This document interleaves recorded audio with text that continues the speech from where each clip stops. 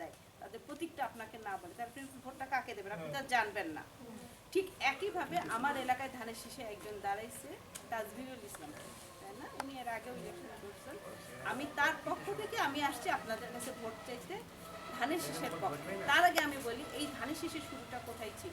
শহীদ president Ziaur রহমানের সময় ছিল, তাই না? শহীদ জিয়ার নাম শুনছেন না?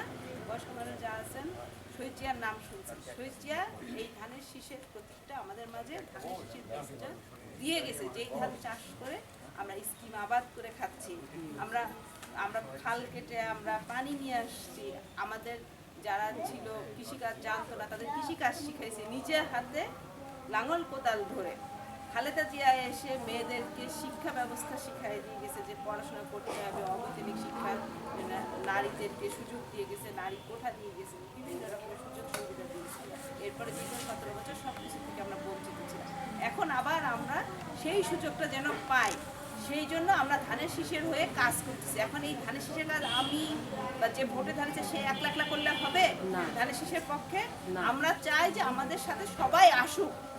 আপনি নাও আসতে পারেন, কিন্তু আমাকে যদি আপনার ভালো লাগে, আমার কথা যদি আপনার ভালো লাগে, যিনি আপনাদেরকে ভোটে দাঁড়িয়েছে তার কাজ যদি আপনার ভালো লাগে, তার পরিচয় যদি আপনার, সর্বোপরি খালেদা জিয়াকে যদি আপনি ভালোবাসেন, খালেদা জিয়ার হাতে ধানের শীষকে যদি আপনি ভালোবাসেন, শহীদ জিয়ার আদর্শের কথা যদি মনে পড়ে, তাহলে আমরা কি করবো? ভোটটা ধানের শীষে মারবো, ঠিক আছে?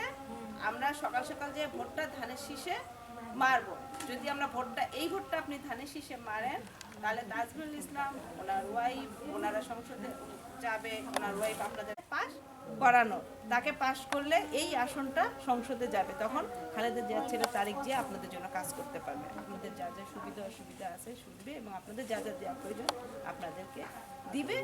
এবং এ পর্যন্ত তারা যা দিতে চাইছে খালেদা জিয়ার সময় আপনারা দেখছেন, খালেদা জিয়া সেই অল্প বয়সে বিধবা হয়েছে, আমার যে বয়স সেই বয়সের চেয়েও ছোট বয়সে বিধবা হয়েছে খালেদা জিয়া।